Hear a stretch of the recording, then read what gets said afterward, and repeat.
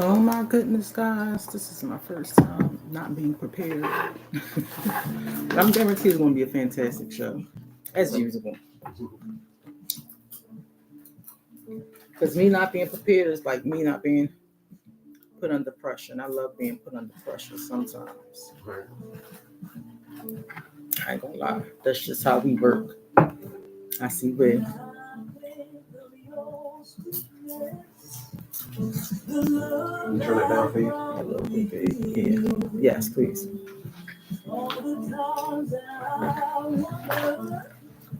My daughter would know what I'm talking about. Shout out to Samira for coming to visit her mama finally, huh?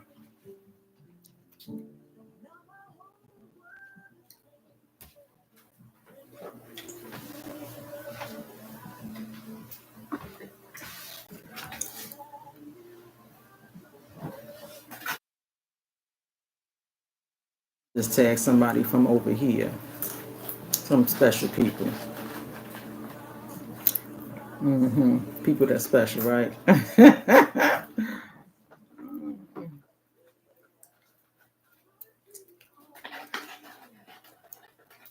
And some people.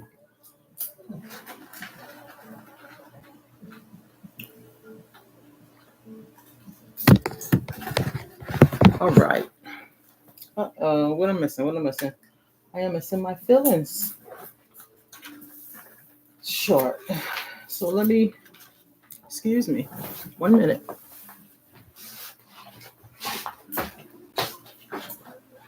I'm also missing my stove is, but that's all right. I spec. Good evening, everybody. I am logged onto my YouTube on my left, my Facebook right in the middle, and my Instagram on the right. Good evening. I'm about 9-10 minutes late. Late, but not late. What a beautiful, chilly Wednesday night it is. This is me and my husband's favorite time of the season. Okay? I've been souping it all week, all last week, really. At the end of September, what we had a nice vegetable soup. I threw every type of green, kale, collard green, mustard green in a pot. Some carrots and onions and all this wonderful soup because this is the time where I make soups. So we did a vegetable soup, and after vegetable soup, we did a chili, and then this chili was no.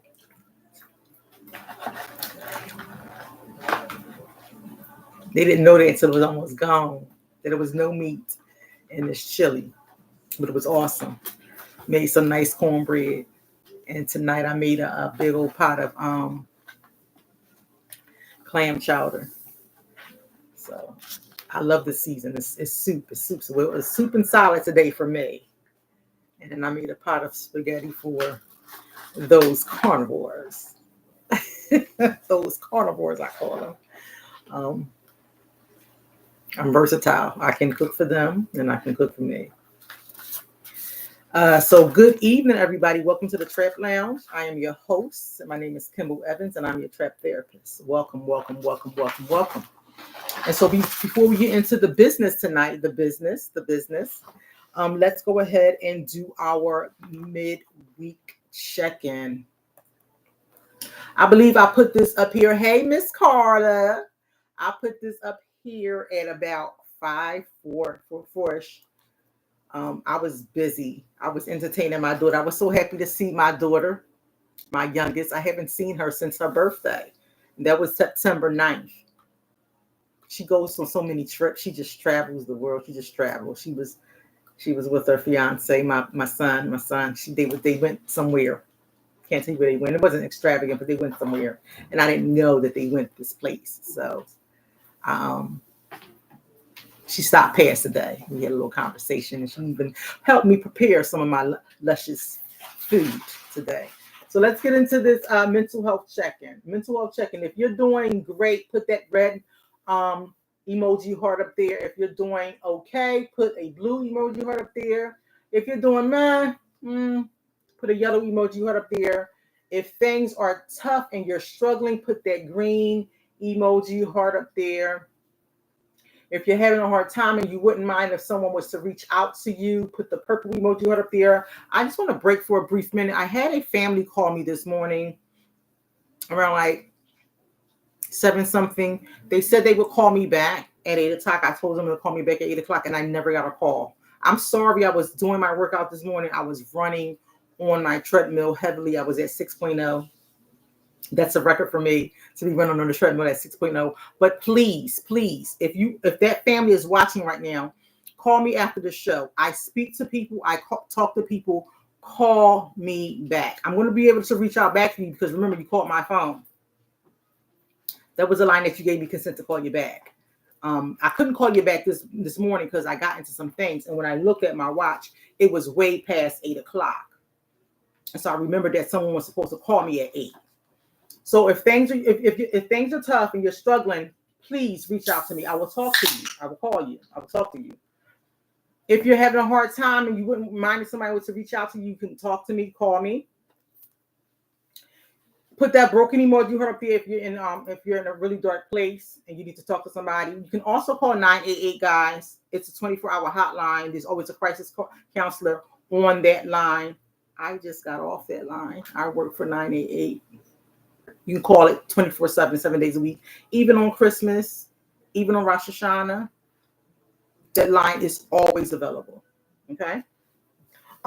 If you're having some harmony and balance in your life, put that pink emoji heart up there. Hey, we got Miss Carla on Facebook. She put them all yellow hearts up there. She's feeling better today. I, in fact, put a light blue emoji heart up there. I'm relaxing and friendly. I got some things done today. Still kind of pondering. I still got a lot to do. Still got an awful lot to do. Okay. If you're feeling optimistic and uplifting, put a orange emoji heart up there. If you are feeling kind of poopy, you sometimes has those kind of days, put the poopy emoji heart up there. Put a brown heart up there. Put the poopy that emoji up there. If you're having mixed emotions, blankness and innocence and minimalism, today was one of those days. It's the second day of the month. You know, bills are coming in. We still got our dock workers, you know, on strike. They're asking for increasing wages, like we all should be getting increasing wages, you know, a fair pay, maybe some better insurance that we all should be having those insurance. But put that up there. If you're feeling, you know, that way, blankism, you know, mixed emotions, in a sense, put a white emoji heart up there. If you're feeling cool and self-restraint, put a gray emoji heart up there. And as me, if they put that light blue emoji heart up there if you're feeling relaxing and friendly. And if you're having some sadness and anger, we can talk about that. Put that black emoji heart up there. These are cool to have. I use these with my family, my friends all the time. Sometimes people don't want to talk. We already know that. Put those emojis hearts up there.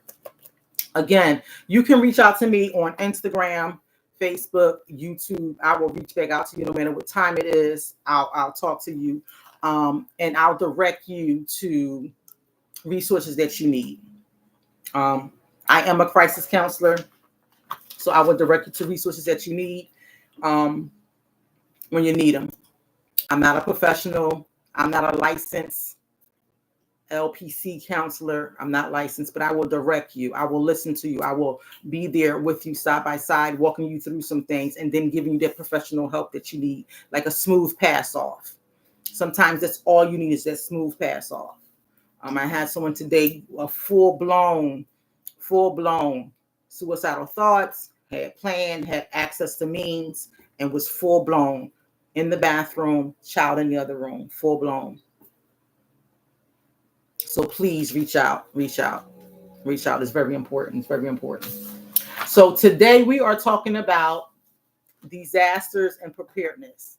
Now, if you guys are part of my small little circle of many friends that I text every now and then, I sent the text out, I believe that was Sunday? Was it Sunday? Ms. Carter, did I send that text to you on Sunday? Was it Monday? That the dock workers was going to be going on strike on October 1st. So make sure you stock up on a couple of things. that was relatively important for us to have: toilet paper, essentials, canned goods, making sure you have enough medicine, all those things, because those dock workers, they do the import and exporting. They bring the things in for us that we need, and they trade things off. So October 1st is gone, and that's what happened. People of God, right? People of God, hallelujah. People of God have been hearing this for a while. Stock up, stock up, stock up. You don't have to store up. They say store up. And I was doing it slowly. Yeah, Sunday. I sent that. Thank you, Miss Carla. I sent that text out to several of my people. And my husband probably was like, what is she doing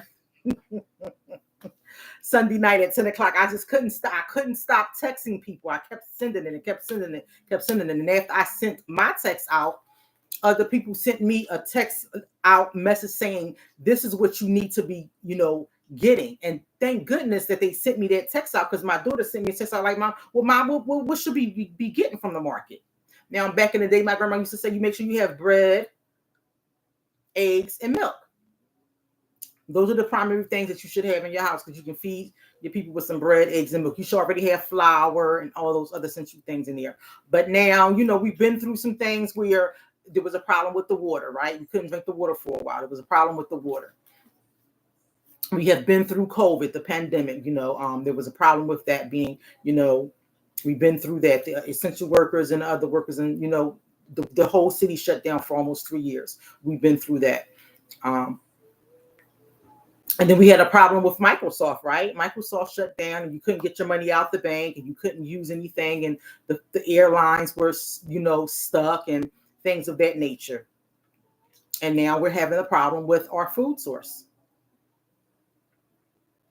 Maybe we don't really see it and don't feel the effect of it now, because it just started, right? The dock workers are just, it's just, but for a while, the people of the believers, and I'm gonna give a shout out to my sister Nisi. I love you, sis. She's been telling me this for the past 4 or 5 years. Kimble, every time you get your paycheck, just go and get a couple of canned goods, not just like $20. Get $20 worth of canned goods. Make sure you have water. I would tell you, when I go visit my sister, when I go pick her up, when we go shopping, when I go take her to a doctor's appointment, anything that we do, I go in her house and it looks like a small store. She's ready. And I always tell her, listen, my family's coming to your house if something happens. And that shouldn't, it shouldn't be, but that might happen.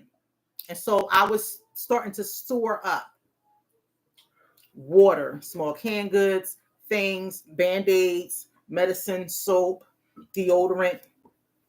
And I went to the store one day to get a container, because we just got this refrigerator that we're getting used to.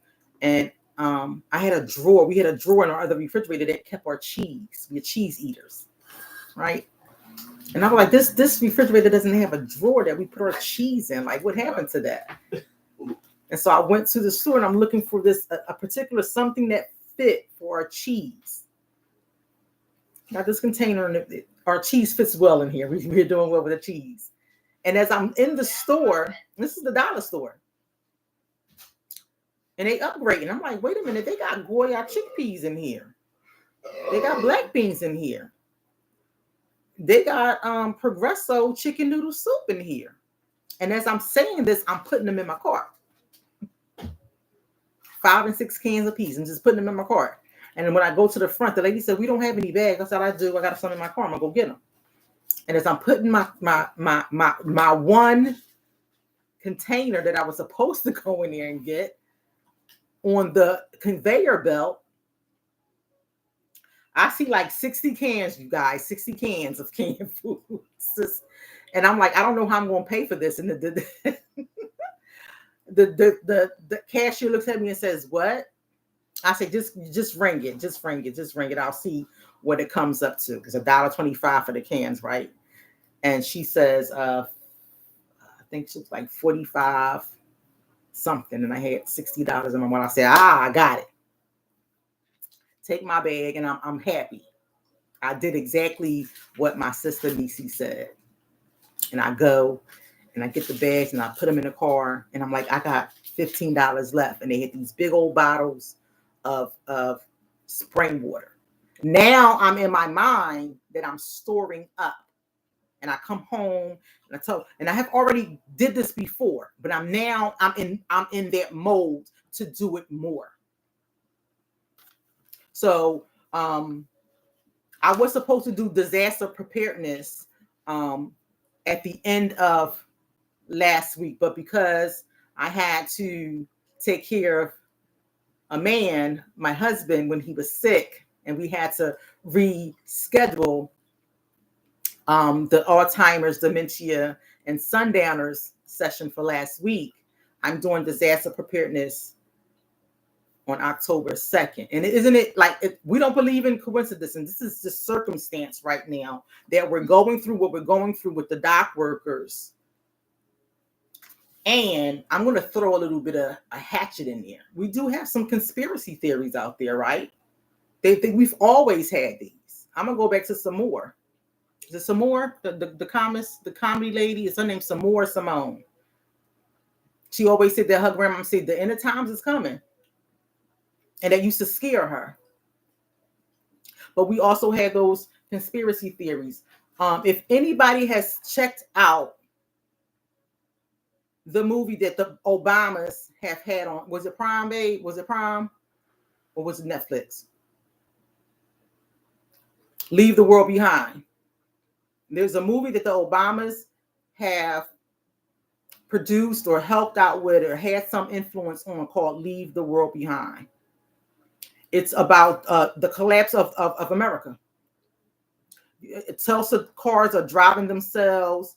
Money has no value. Airplanes are dropping out of the sky. And the city is in chaos. And this is it's now. It happens now, like in the real world in 2024 that this happens. One of the famous movies that I love was Enemy of the State. These are conspiracy theories movies, right? Enemy of the State. It had Will Smith in there. This lawyer becomes targeted as a corrupt politician, and he thinks that now the government is doing something. So conspiracy theories always has the government out to do something. It's an election year, guys. I'm not saying that I'm a conspiracy theorist, right? I believe in God. He's going to do what he's going to do anyway. It's already written. Okay? It's already written. You just got to walk in it. It's already written. But we have to be prepared. I ain't even got my Bible with me. That's what prepares us. We have to be prepared. But while we're down here on this earthly realm, we need to be prepared. So let me get into all this good, juicy information that my sister Julia gave me. Now, I would say that I stalk myself as being a nerd, but when she sent me this information, y'all, this is not even half of what she sent me. I have links that I'm going to put in the chat. I always leave you guys with resources. I have links that I'm going to put in the chat so it'll help you with lists that you can fill out before a disaster happens. Good information. It'll also help you with where to go, who is going to be there, who are you going to meet. Let me just start.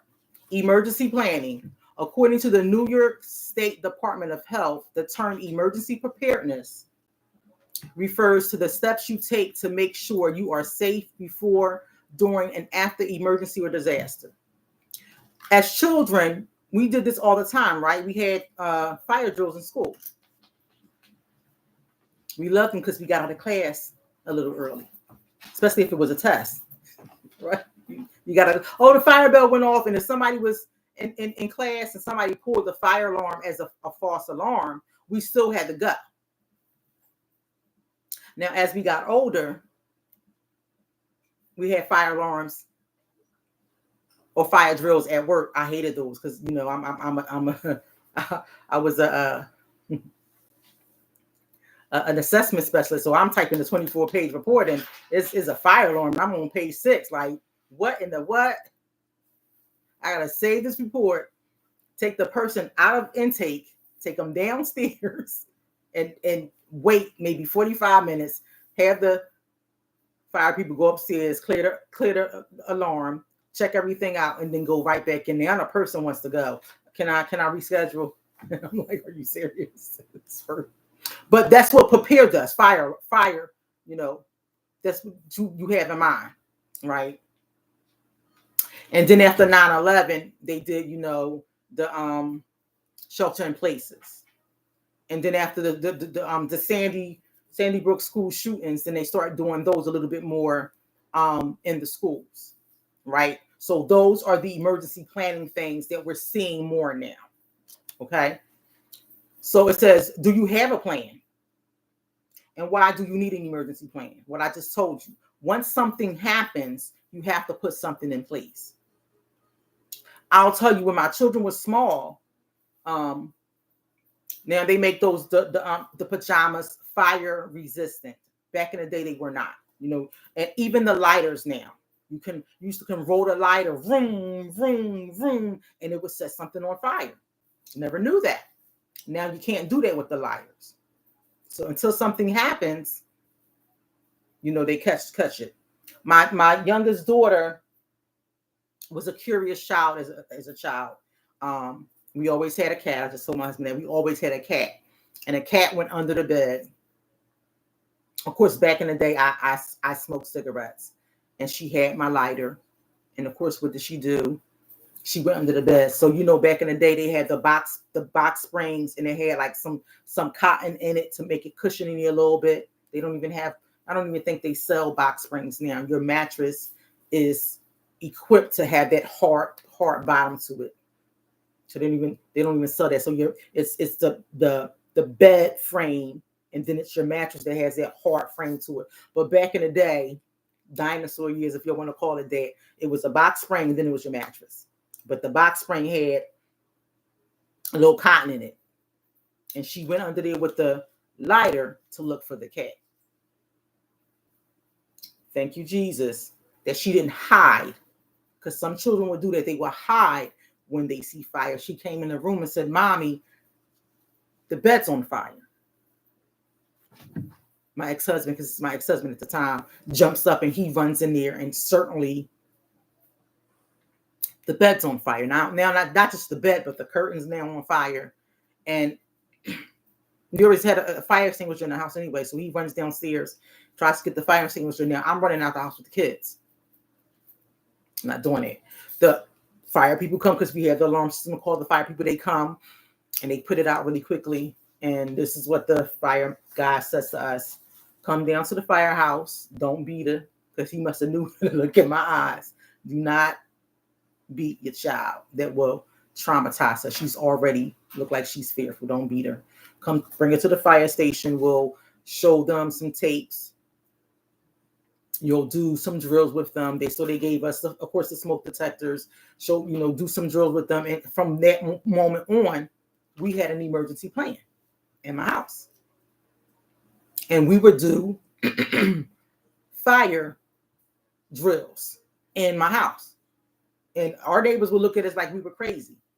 But from that day forward, we would do fire drills every 3 or 4 months.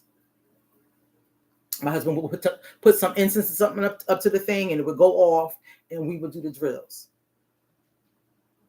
And they would know which either out the back door to the alley, and from the alleyway which way to go, or they would go either through through the front door. And sometimes I wouldn't come out. I wouldn't run down the steps and come out. And so he would say, "Where y'all going? Where y'all going to go meet at? Whose porch? Whose house are y'all going to go meet at?" And my kids knew. And so each time the little ladder that we had, because in the row homes, it's the back window or the back door, the back bedroom, and you I'm a tomboy, so I know I can hang jump. I'm not waiting.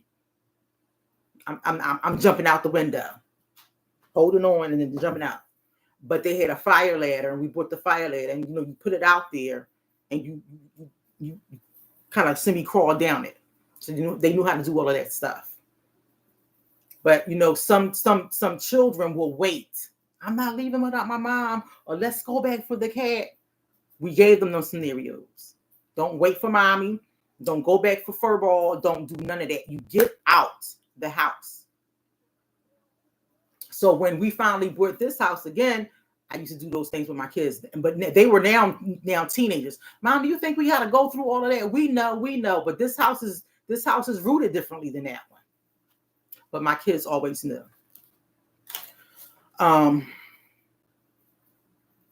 It is vital for your family to know how to respond to any situation, and a great tool is a home emergency plan. A home emergency plan can keep your family members on the same page, help you reach safety, and minimize panic and chaos. That is so true. When something happens, that's what we do. We panic, especially if there's little ones involved. Where's my child? Where's my baby? We see it all the time in the movies. We panic. So there are 7 tips in creating a home emergency plan. Disasters can strike at any time, and since we can't always determine when or where an emergency will happen, you and your family must be prepared. Unfortunately, according to FEMA, nearly 60% of American adults have not practiced what to do in a disaster, and only 39% have developed an emergency plan. To help you get started, here are our top tips for creating a home emergency plan. Now, I'm going to tell you, if you read my When Horrible Things Happen book, I was in a cult. But being in that cult, you always have to be prepared and ready. And some of that stuff you take with you. I have a bag at the side of my chair, ready to go. My kids can't remember. My daughter is she's 28. She can't remember, but I always have it ready to go. Not just because I was in the cult, because I was also in a domestic violence situation. It's always ready to go. I'm in a newly married situation, but I sleep with at my night table with a scalpel all the time. A pen, paper, book, scalpel, and water.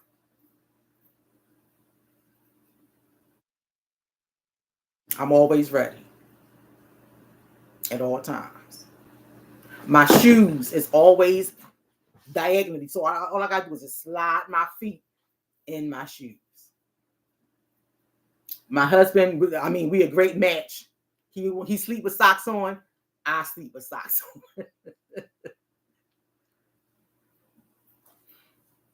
Tip number 1: consider your unique needs.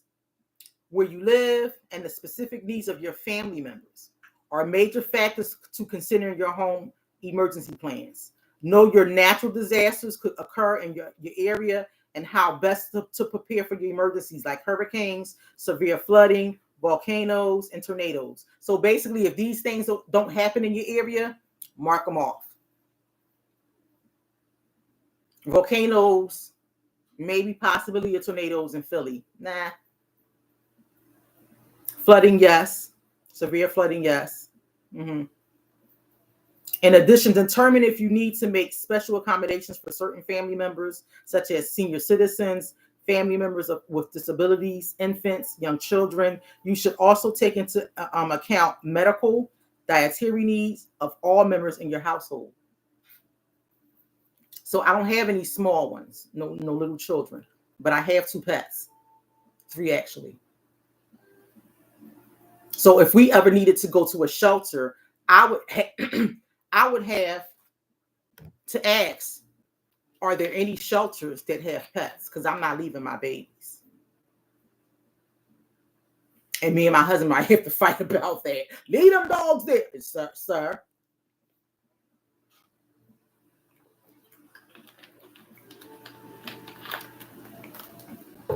So if you have any elderly family members, you have anybody that's have a disability or a handicap, canes, walkers, you have to factor all that in.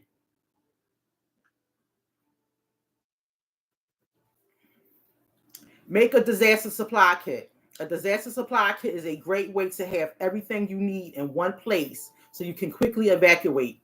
Ideally, your kit should fit in 1 or 2 easy carry bags and should contain items that help you survive on your own for at least 72 hours.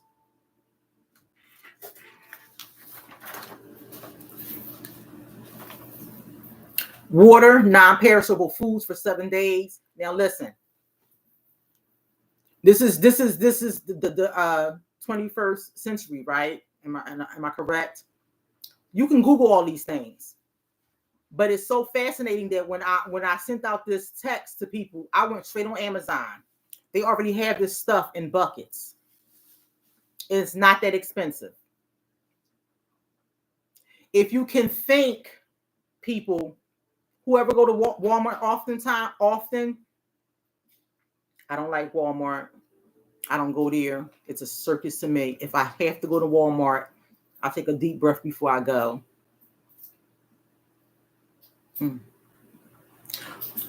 But when I went to Walmart, I seen it on pallets.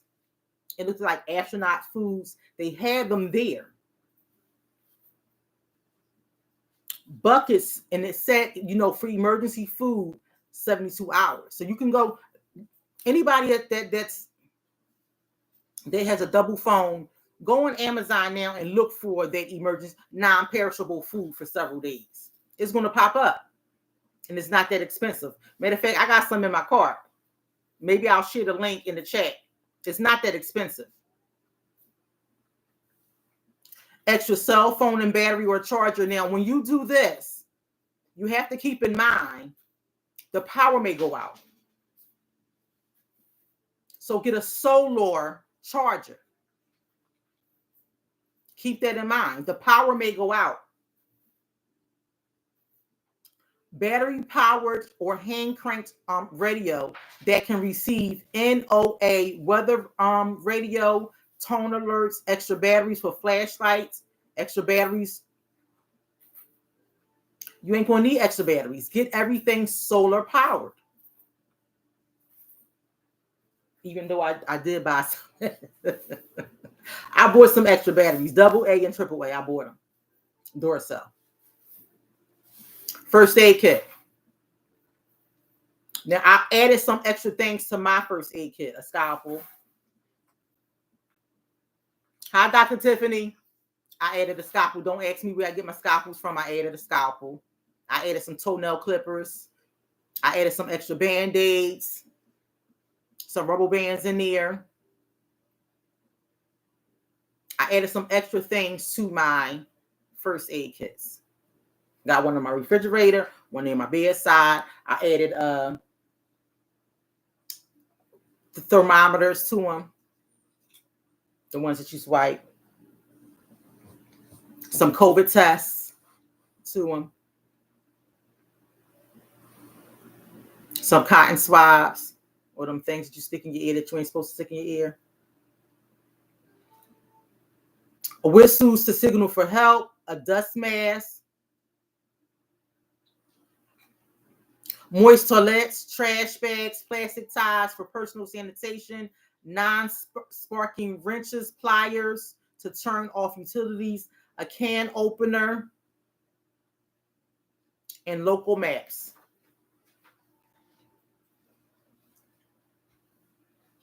A local map. Ooh, honey, that's it. Ooh, that's it. Ooh. I made some. Ooh.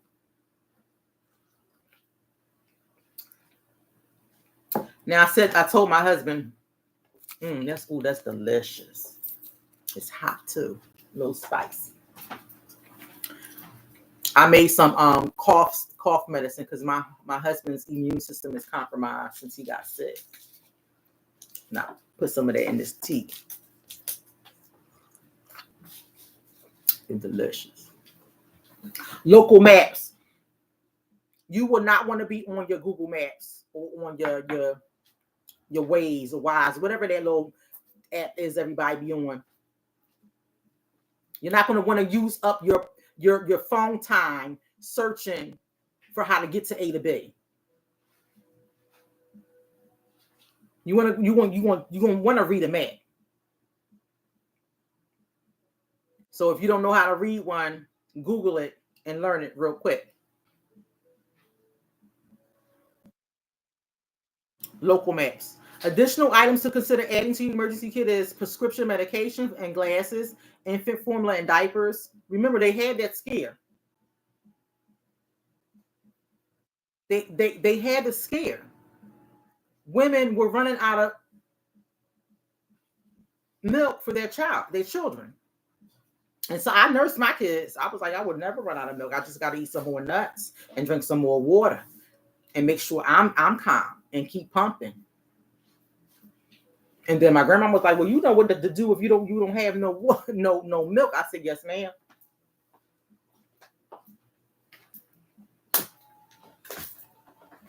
Pet food, water, supplies for your pet. That ain't no problem for my babies. They eat what I eat.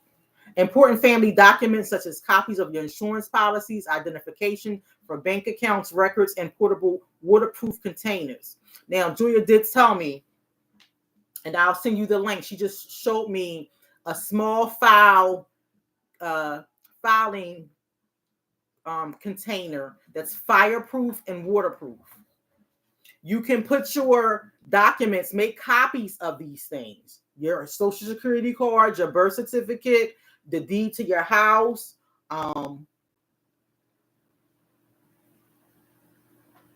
your bank and record statements, some cash, some change. Make copies of them and put them inside a storage bag. Seal it. Put it in your fire and waterproof file. It's not that expensive. Again, these things are on Amazon. It's not that expensive. It's like $16-17. Keep it where you know everything is at. So when you're going, it's not that big. You grab it, you go. You have everything ready for you. That's why it's called planning and being prepared. What was I at? Sleeping bag or warm blanket for each person. Consider additional bedding if you live in a cold weather climate. And that was the movie that I was talking about too. What was that movie? It was a movie where it froze over.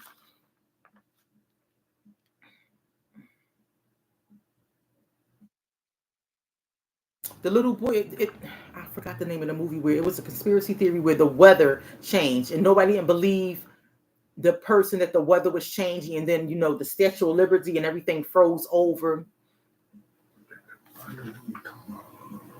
The Day After Tomorrow. That's what it was. I wrote it down. Yeah. The Day After Tomorrow. It was science fiction though, but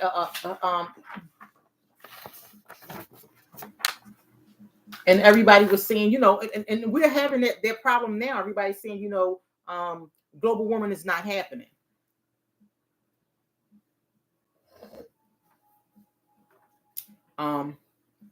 Make sure you have a complete change of clothing, including long sleeve, short sleeve pants, depending on what climate you're in. A sturdy pair of shoes, ladies. A sturdy pair of shoes. I was laughing at my husband the other day. I said, I read his information from his. I read, and I mean I read. I was, they sent us home with everything they did to you at your doctor's appointment, and I'm sorry, people of color, you don't read it. You don't read it. And I told him, I said, they send you home from the pharmacy with everything, your what's in your medication, with the side effects that you may get, the things that may mix in with the medicine that you're taking, and we don't read it. So when my husband came home with his medication, I'm sitting there and I'm reading it. They had already explained to him you have to drink 8 to 10 bottles of water with your antibiotics. And I'm like, okay, babe, we gotta take, because he said, I ain't never been sick before. I never been sick. I said, you sick now. Let's get you better. And so I'm like, well, how many bottles of water did you drink today? He said 4. I said, babe, you gotta drink 8 to 10. I can't drink all that water. I said, I drink a gallon of water a day. You see how many times I go to the bathroom at work, and when I come home, I'm in the bathroom, and at night I'm up like 4 or 5 times, but I drank my water. I had to go to the dollar store and get him them small packs of flavor with no sugar in it so he can drink the water. He was still struggling a little bit. I said, listen, either you want to drink this water or you're going to get sick again. And I'm telling him, did you not read the stuff that was in there, the repercussions of you not finishing these antibiotics and not drinking enough water? Because I read it. But when he went back to his primary care doctor for follow-up, I'm like, oh, so you're height, you're 5'8", huh? He said, yeah, I'm 5'8". I said, well, I'm 5'9.25". You know I stopped wearing heels for you. Because he was like, you towering me, baby. You tower me, you can't be wearing heels. So I stopped wearing heels. Literally, I don't wear high heel shoes. I stopped wearing heels for my husband. I may have a wedge every now and then. If I wear the wedge, he's not with me. He's not with me. I wear sneakers and flats. And another reason, because they was bothering my back. They was bothering my back. But again, women, sturdy shoes. Every conspiracy movie, theory movie, or every movie that I have seen that a woman is in, she's always a beautiful woman with a small dog, and she's all made up, and she's running. She either falls or she slips and she gone. Sturdy shoes, women, sturdy shoes, a good pair of shoes. We have a fire extinguisher upstairs in our hallway. We have a fire extinguisher in the kitchen. I didn't buy it when I first moved here. However, when the home caught a fire with the children and the people in it that died, I told my husband, I said, I'm going to Home Depot and I'm getting me, because remember, I already had a fire with my daughter as a little child. It scared me. It scared me. I went and got they call ABC fire extinguishers. So it put out grease, electrical, and chemical. And they were not that expensive. I think I start sharing it with everybody as well. Be prepared. Nowhere to go. Every emergency is different. So your safe space will vary by situation. First, find a safe places in your home for every situation. Where would you need to take shelter? Like an earthquake or a tornado. Second, find a meeting spot right outside your home in case of a fire or sudden emergency. Third, determine where you would go if you were asked to evacuate or not. Return home and plan the route you would take to get there. Now, before I was this, my daughter, Tamara, I told she's an RN now. But before she was an RN, she did exactly what I did. She was a EMT. But she didn't take the same course that I took. When I took my EMT course, I wanted to do emergency stuff. So there is a special station at 6 in Spring Garden. And if there's ever an emergency in Philadelphia, the mayor, the water department, everybody from those particular departments, the heads go down in this room, and there's TVs everywhere. I know because I went down there because they showed us. It's awesome. It's awesome. And everybody gets together and they make sure things are getting done. So the water department's on the phone, making sure everything is getting done. Like if there's a major things happen, earthquake, and Philadelphia is involved in it, so they making sure everybody has the evacuation routes, and they're sending out those things on our phones, beeping alerts and all those things. So like we used to get them on the TV, the boop, boop. Now you get them on your cell phones. Pay attention to those things. Everybody be in church like ignoring them. I'm gonna look at mine, then I'm gonna listen to the pastor, because they'll let you know. And it says on signs, we already know that Broad Street is the emergency route. 611 is the emergency route. I think Cheltenham is the emergency route. So you know your emergency routes.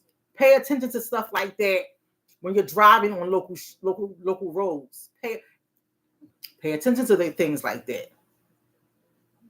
If you don't know, when you start driving, look for those signs that says emergency routes. Stay connected. Create a family communication plan. The plan should include information on how you will receive local emergency alerts, radio, TV, text, etc., as well as information on how to keep in contact with each other. I have made these plans with my children. Gonna meet right here. Now, my babies thought I was crazy when they was growing up. Not so. Come to mama's house. We got everything we need at mama's house. Bring your husband and your kids to your mama's house. Bring everything you need right here.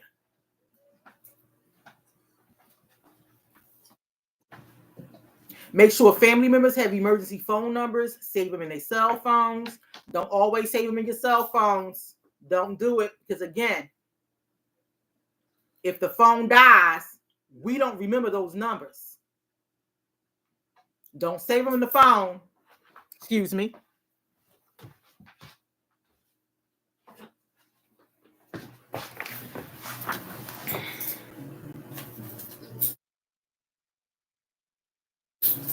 Don't save them in the phone. You don't remember a number. I got my substance treatment numbers in here, first step staffing in here, child line in here, family call. I got numbers in here. I'm not saving it in my phone. Only number I can remember by heart is my twin sister. And that's because she had that phone since she was 5 years old. Only number I can remember is her number. Write them down. Write them down. And keep this in a safe place. I know exactly where to go to get this from. For those that have pets, when planning for emergencies, don't forget about your pets. Create a list of pet-friendly hotels. I ain't going to no hotel. They ain't whoa. They coming with us. Period. I'll keep my pet in the hotel. The hotel evacuate and leave my pets there. Lord have mercy. Nah. Write it down and practice it. Make sure you get your emergency plan down on paper and details and instructions for each situation. How you react to a tornado will be very different than how you react to an evacuation. You must have a plan for each one. Plus, there are many outline resources to help you document your plan. The American Red Cross and Family Disaster Plan templates, and I have templates for all of these things. Again, Julia gave me links. I will put those links in the chat. Now, I'm going to say this is one of the things I do not like about IG. When I put the links in the chat, they don't pop blue, so you can't press on it and it'll automatically send you to that link, but you can copy it. You can copy it. IG, when I put it on Facebook, that link automatically pops up blue, and they can just go and press it, and it'll send them right there. Review your insurance information before a disaster strikes. It is smart to review your insurance policy with your agent to make sure you have the right coverage for risk in the area. For instance, a standard home policy typically does not include protection like flood insurance or earthquake coverage. You also should make sure you know how to file a claim if necessary, whether through your carrier's loss reporting phone line or website through your agent. That's true. When the water pipe busts in my basement, I had a different insurance for my homeowners and another insurance thing. They didn't pay for the pipe busting. They paid the water damage. I was like, what's the difference? So I had to call a plumber, and they offset whatever it was for the water. They paid for the damage that the water did. And it was the same price for me paying for the plumber. I digress. So they have shelter in places, when to evacuate. For a shelter in place, make sure you understand that the local authorities may not immediately be available. They may not be able to provide you with information on what's happening when they first get there. They're trying to handle the situation. Pay attention to the local media and the outlets for the official news and instructions. I really don't like that, because the media they'll give you some false information, and they will. The media does give out false information. Stay there. I'm just saying, just stay there. If something's going on in that neighborhood, in that school, stay there. If it's a school, if it's a supermarket, if it's a job, stay there. Call a relative and have that relative turn the news on and get insight on what's happening. Because the media.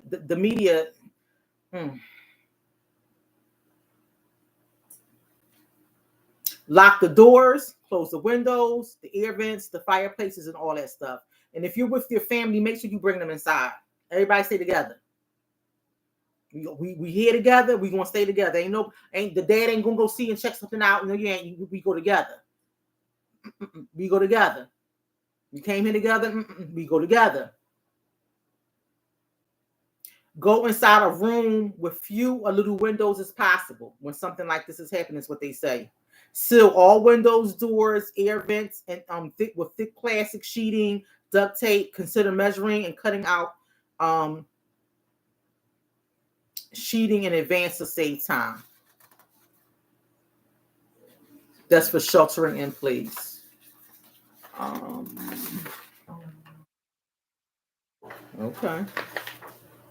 Okay, so I talked about that to-go bag. I'm running out of time. Like I said, this is a lot of stuff. Things to pack in your go bag: money, ATM cards, credit cards, checkbook. I wouldn't put no checkbook in there. I'm sorry. Okay, I don't know what that multiple currency is. All my money is green or is on my phone. I digress. Medical items, your dental cards, your records, immunization cards. I don't know what that is. Contact, glasses, prescriptions, a small first aid kit. Babe, can you give me my book bag right there? Yes.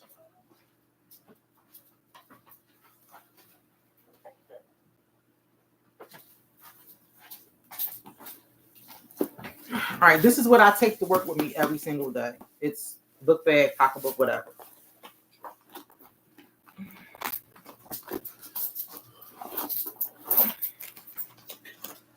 This is my small first aid kit. It's some medicine that I have in here: migraine, Tylenol, some other things, face masks, napkins. I don't even have TMI menses anymore, but it has some ladies products inside here for ladies, just in case. My eyeglasses. Put it back inside here.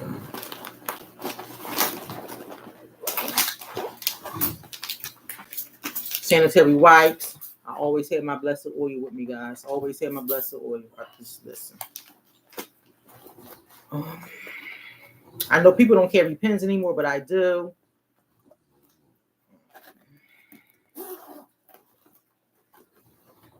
Book and paper. Charger. Sorry. I don't got the other firearm, but I got a taser. I think I took my wallet out. It has all the stuff in there. It has safety pins in it. It has a little sewing kit in it, and that's just for me just to travel with back and forth to work. And so you can. It's really easy. I just want to make sure y'all understand. Once I get done with my little packet of Tic Tacs, this now becomes a little small box for me to put things in. Real simple. A small little box to put things in. Band-Aids can fit in here. A couple of safety pins can fit in here. So you can make a small little first aid kit with this and put it right in your pocketbook. Women, y'all got everything but the kitchen sink in there. So start thinking some of these things on this list. An old bag that you would never think about.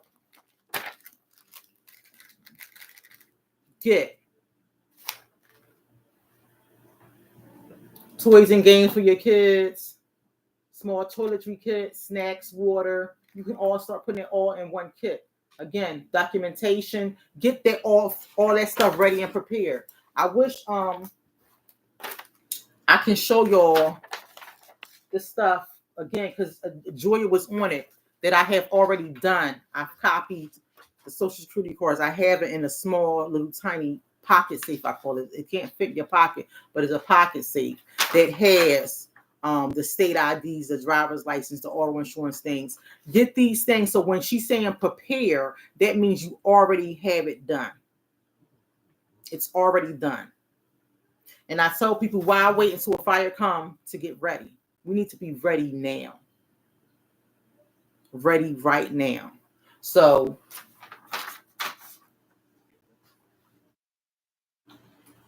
I'm going to send this out. I don't know if you guys can see it. It's an emergency list. It's a check off list. I'm going to do my best to send it out.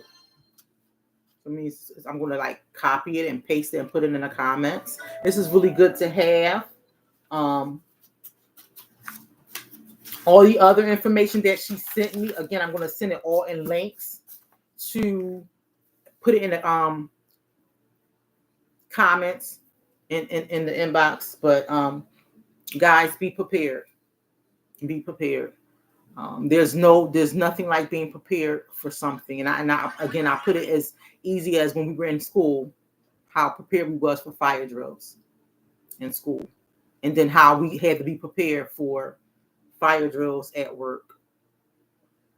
And then after 9/11, how we have to be prepared for even going through a TSA at the airports now. And after Sandy Hook, how they have to prepare for active shooters in schools with your children. It's something that has occurred, and now we have to be prepared for it now. So now being prepared for something before it even happens. I told you I have a scalpel right by my bed. My shoes.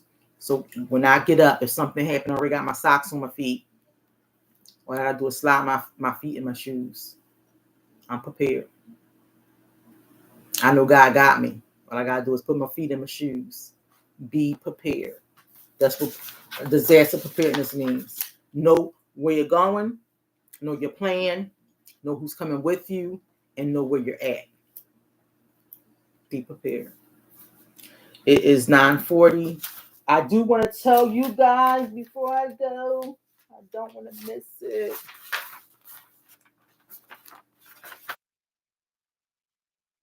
Where is it? There is some upcoming events that I want to tell you guys about. On October 19th, it's a family affair, breaking cycles of generational trauma. From 12 o'clock to 3 o'clock p.m. at Revival Christian Church, that's at 5500 Tabor Avenue, will be Pastor Cheryl Pinckney. This is for domestic violence Awareness Month in October. Please come out. Everybody is welcome. Men, women, come to this event. It's a free event. It's a family affair. Breaking the cycle of generational trauma. October 19th, from 12 o'clock to 3 o'clock at Revival Christian Church, 5500 Tabor Avenue. If you want more information, you can contact 267-864-7443. That's Pastor Pinkney, and it's hosted by my pastor, Jennifer Solomon. I will post that flyer and on my page. I will post a flyer on YouTube. Come out for this event. And then my sister, hey y'all, there's a comedy dinner and fundraiser October 26th. This can be a girls' night out. This can be a date. You know, me and my boo go on dates. We try to do it once a month. You know, money be tight sometimes. You know, but I think I might surprise them with this one. This is sponsored by Fit for God as a comedy dinner and fundraiser. It's October 26th. It's going to be at Hebrews Cafe. This is a nice jazzy cafe that's on the campus at 5500 Tabor Avenue. Tickets are $85. Dinner is included with this. It's going to be a good event for you to come to. More information, you can email Fit for God at FITT for God at gmail.com. I will also put this flyer in the chat, and I will also post it on both my Facebook, Instagram, and on my YouTube channel. I am having an event November 1st, from tattered to bruised. It is a workshop. It is a workshop to help people progress and move through the process of trauma to healing. This is any type of trauma. Is not about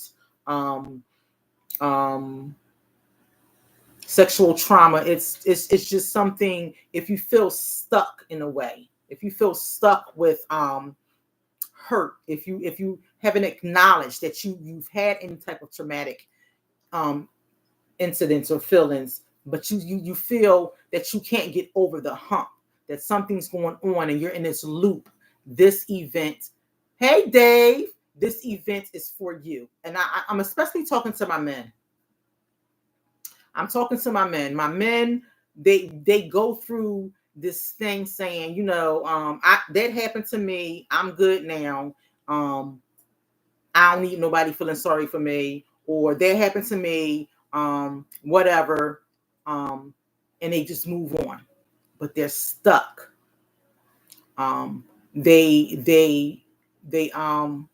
Those wounds are there and it's surfaced. They haven't processed what happened. They feel left out. They feel mistreated. They don't know how to deal with emotions, period. And they just shove that thing under a rug. So this workshop is to get you to realize that this has happened, to get you to understand that it's not okay, but to also get you to go through with that, process it, and move you on. Because you can't stay stuck, and you're all the way. You can't stay, as I explained to my daughter today, you can't stay in the 60s, the 70s, the 80s, even the 2000s. We have some young people that, you know, was born in 98, 99, and now it's 2024, and they're in the 2000s, and they're running rapid. They're angry. It's so many people that's so angry.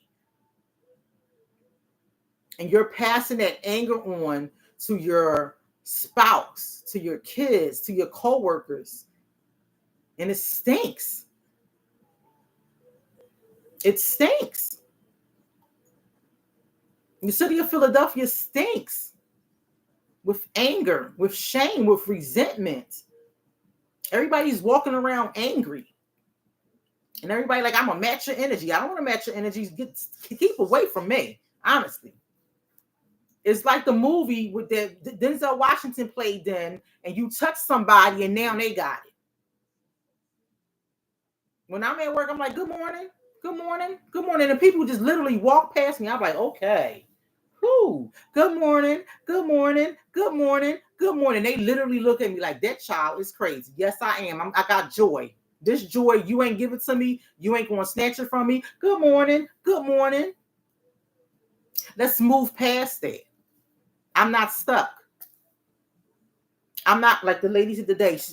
I want to beat my niece down. She done broke my bracelet. The day my birthday. I said, honey, it's only 3:00. You still got the rest of the day. Did they say happy birthday to you yet? Did you blow your candles out? Let's move. Let's acknowledge that pain. Let's acknowledge that hurt. Yes, they probably didn't say sorry. Yes, you did not get an apology, but let's move on past it. Why stay stuck? Why be angry?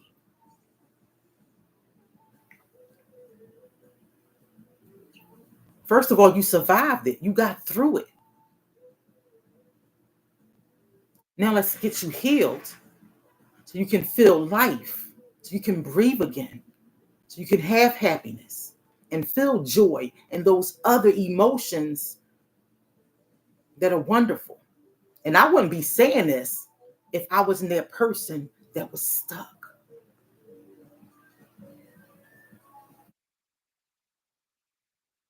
I was stuck. I was angry. I was fighting. I was sexing. And I was beating people up.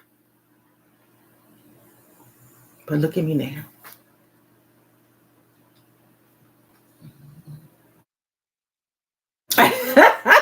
He said, David said, that's right. You use more muscles to frown. That's right. So my event on November 21st, November 16th. Ooh, I forgot what date it was. It's on a Saturday though. It's also at 5500 Tabor Avenue at Revival Christian Church. It's a workshop. So come there expecting work. This is my first workshop. You're going to come there. You're going to work it out. We're going to talk face to face. I'm going to have you thinking, I went to school for this. I'm going to put pen to paper. Be prepared. You're going to be working out of the book that I wrote, The Healing Journal.